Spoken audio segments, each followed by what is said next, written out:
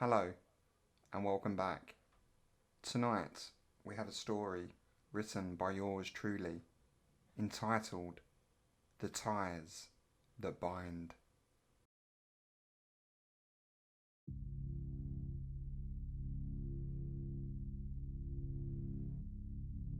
Words.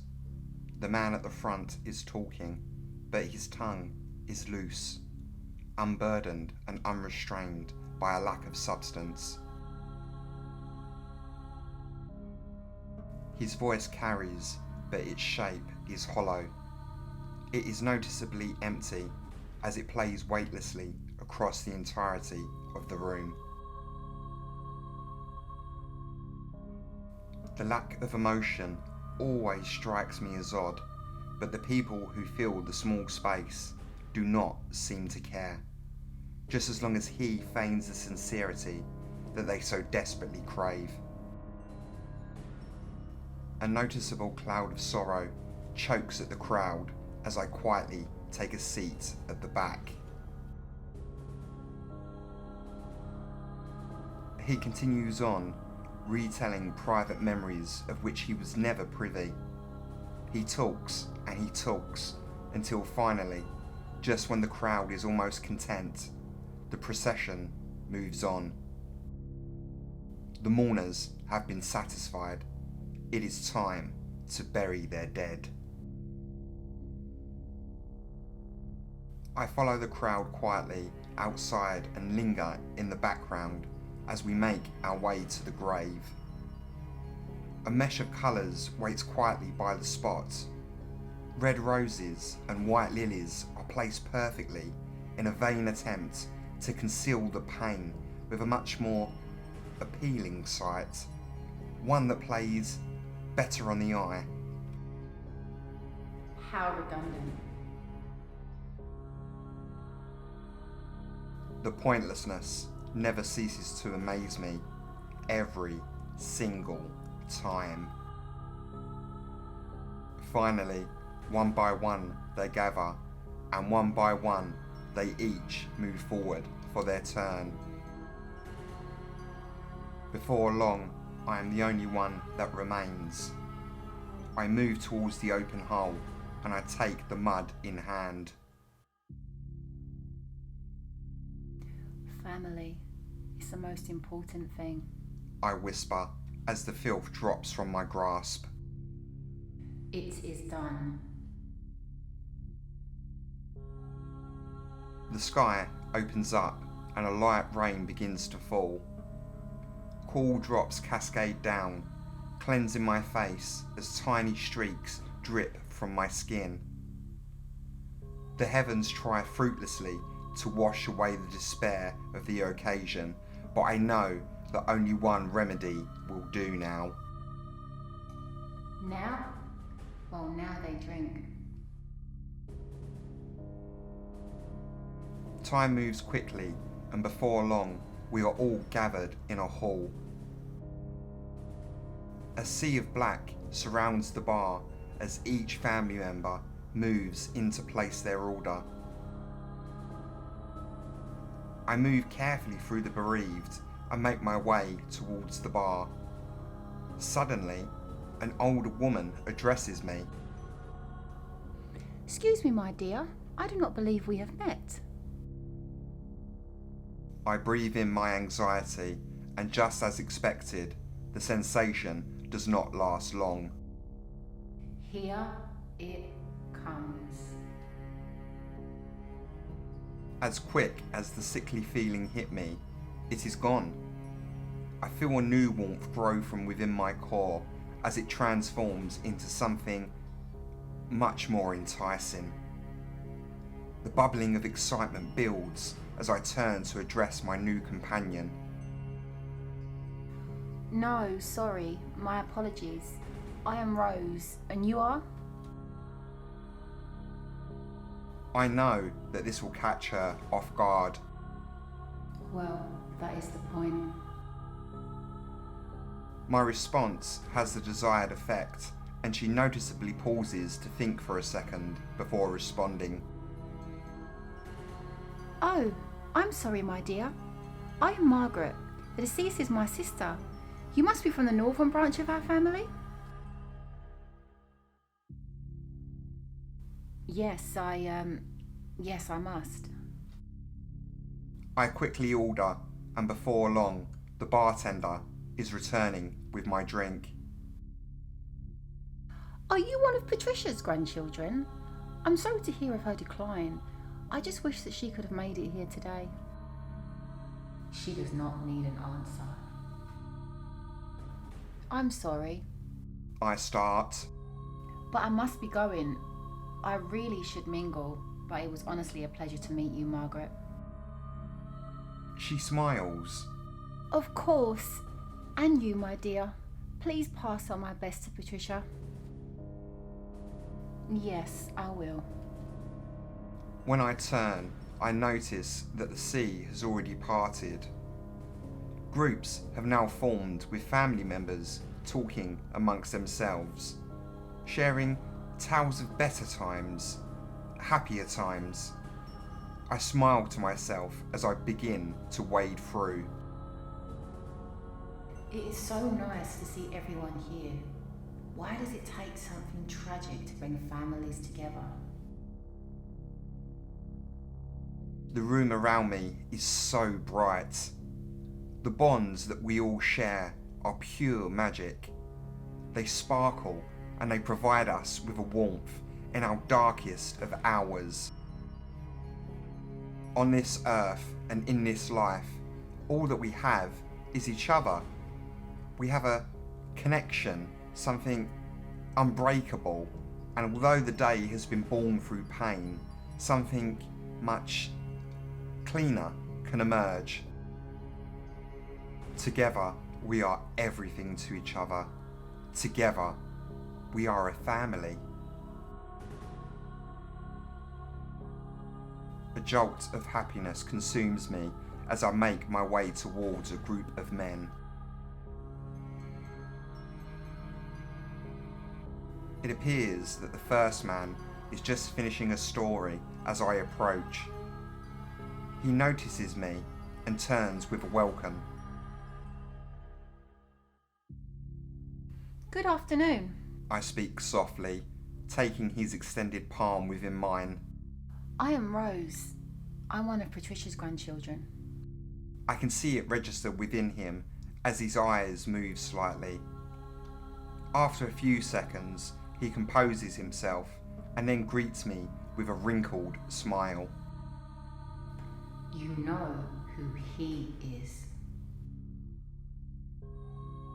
A pleasure, Rose. I'm glad that you can make it today, and I'm sorry to hear of Patricia's troubles. How is she doing? As expected, unfortunately. I am sorry for your loss. The words are easier each and every time that you speak them. The man nods to himself. Yes, yes. I hope that the journey down was not too troublesome. I shake my head. No, never. Not at all. After all, we are family. I could not be anywhere else but here with you and here with everyone else today. My words seem to comfort him. Well, he begins. Well, thank you for coming. It means so much to me. It does make me think, though, just how strange it is that it takes something like this to bring us all together again. I mean, losing my wife in the way that I did, having her taken from me. We should all make more of an effort for each other, you know? Like you said, we are all family after all. His words are pure light. I was literally just thinking the same thing, so I agree with you completely. If you don't mind me asking, how is that going? He shakes his head. No news as of yet. The police have been compassionate. I honestly cannot fault them there, but I feel that maybe their priorities do not rest with us. They are a busy bunch. I know this and I do understand, but I'm honestly not hopeful for a resolution anytime soon. I try and not think about it if I were to be truthful, especially not today. He has shared, and I am grateful for his words. The time has come to leave him in peace. Well, it was so nice to see you. I'm going to say hello to a few other people. I will come and say goodbye before I leave. I promise. Again, his aged face folds in as he offers me another kind smile. Yes, please do. We all need to stick together. I return his smile before leaving him with his pain. As I move away from him, his words hang beautifully in my ears. We do need to stick together. The next few hours are a dream of splendour. A radiant warmth blesses my being as I move from one family member to the next. I hear their cherished memories and they recount stories from years past. As each tale drips so perfectly from their lips, it strikes me just how loving the whole affair is. As expected, pain and misery have been removed, eradicated from the room by a healthy amount of alcohol and longing. They do not want to focus on the negative. After all, we are all here to celebrate a life. In this room, reality does not exist. The thick misery of the world has been beaten, cast out and eradicated by the unbreakable bonds that we all share. With each story and with each passionate laugh, I feel more and more like I belong. My family, we share our burdens and strengthen our ties. Almost too soon, the wake begins to clear. The time has come for most to leave. They have a long road ahead and they have responsibilities which have to be met. The hour seems perfect. When I know that I will not be disturbed, I quietly wake my way outside and move back towards the chapel.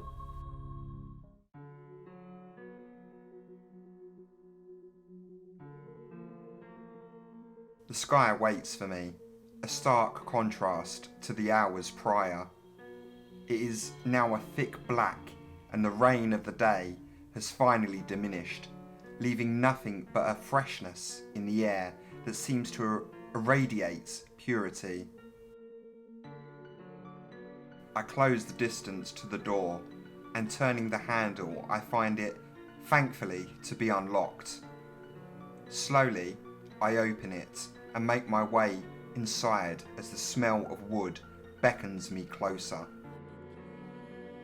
The small room that we all occupied at the beginning of the day somehow feels different now. When we were all here, it felt comfortable, it felt right. Now, however, it's just a shell, a memory of a memory which no longer exists. I sigh slightly as I move towards the spot that her coffin once rested. As I near, I extend my palm and my fingers make contact with the surface. The wood does not feel as I had expected.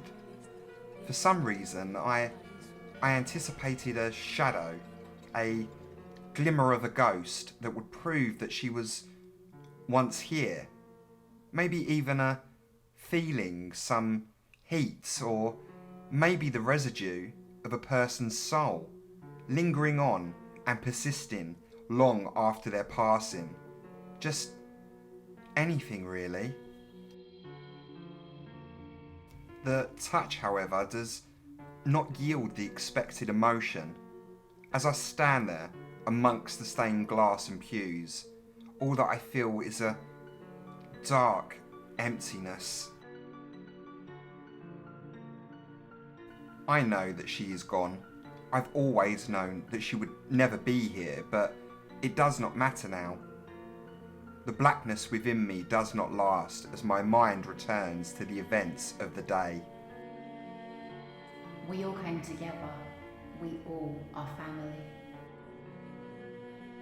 I smile slightly as the dust falls from my fingers. Thank you. I whisper, my voice no more than a breeze in the storm. You will never know what you've done for me, and for that I will be eternally grateful. Rest easy, your family is safe.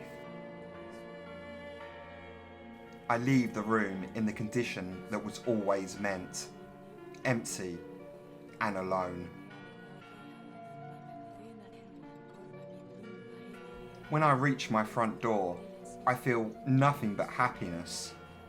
The day proceeded exactly as I had hoped. Individuals had been brought back together, reunited by a common loss that would only strengthen their resolve. And thankfully, I had been a part of that. Life can be so cruel, it can be so dark, and it can be so daunting. But no matter how intense the storm may get, you can always count on your family to help weather the worst. Of all of the funerals that I had ever attended in my short life, this had been the most intimate. This one had been the best. I move through my home and make my way immediately towards my cupboard.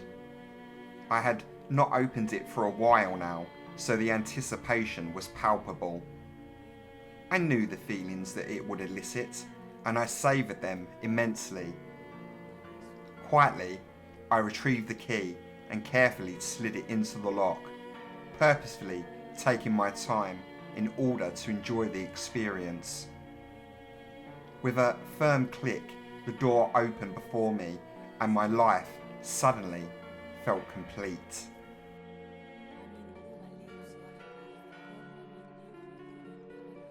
I reached down into my pocket and retrieved the order of service, bringing it up to add it to the others which already rested nicely within. A deep feeling of love consumed me as I pinned it into place and stood back to enjoy the sight before me. There she was, staring back at me amongst the others, her eyes filled with joy. My lips curled into an unhindered smile as I read from the page. Please join us today to celebrate the life of Rose, beloved grandmother and cherished family member. I breathe in, the recollection coursing forcefully through my veins as my mind moves back to the time when I solidified my standing, when I marked my place, and finally, after so many attempts, I finally found my family.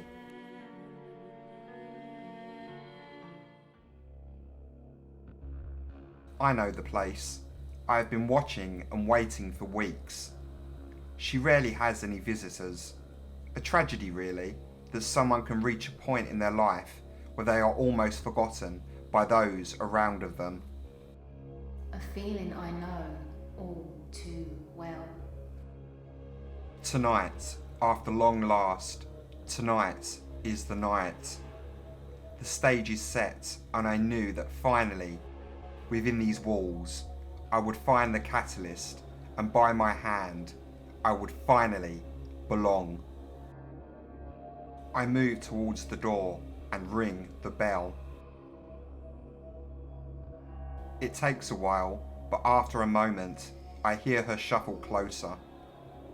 She slowly unlocks the way in, and the gateway opens before me. Hello, She says with a strained smile. are you my new nurse? I return her kind greeting with my own forced smile. I am. My name is Diana, and you must be Rose? She nods. It's so lovely to meet you, Diana. I rarely have any visitors, you see.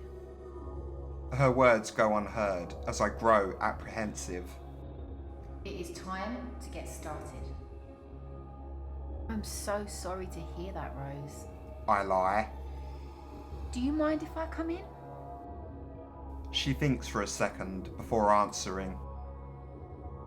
Oh, of course. I'm sorry. Please do come in. Would you care for a cup of tea? She turns her back to me and begins to lead me inside. The excitement yet again begins to build from within me, its growth exponential and pleasant. As she leads us inside, I notice just how aged her home appears to be. I know that nobody has been here apart from her and her husband for a considerable amount of time, and I know that, most importantly, nobody else will be here tonight. This night is perfect. This night is meant. The night around of us was created just for us, and the masterpiece which we would write only existed for the two of us. My mouth moves while my mind wanders to what awaits. Do your family not visit you? She shakes her head with a noticeable sadness as she continues to walk with her back to me. Oh no, I rarely see my kids. They're always so busy, and my husband, bless him, he's always working. My heart strains with anticipation as we move towards the kitchen. Oh no. I begin, the beaming happiness oozing thickly from within every pore of my body. I'm sorry to hear that, Rose. After all, family is the most important thing. She nods her head in agreement, completely unaware as I slip my hand into my pocket to retrieve the object from within. Yes. She utters in agreement, her final words beyond meaningful. Family is the most important thing.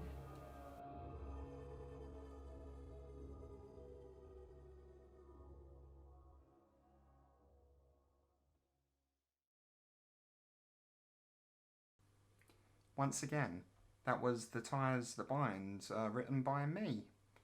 That story is a very special story. I wrote that probably about a year and a half ago, and my wife and my kids all played a part in bringing it to life. We commonly sit around and we brainstorm and we come up with ideas together, and that was one of them that we all had a hand to play in it. So you probably noticed as well that my amazing, beautiful wife was also included on the vocal work for this video, and it just seemed right. It just seemed that everything came full circle, and I couldn't be more happier with how it came out. So yeah, if you enjoyed it as well, please let me know. You can like and you can subscribe if you'd like to, and keep up to date with future content. But until the next video, remember, there is more than shadow beyond the light.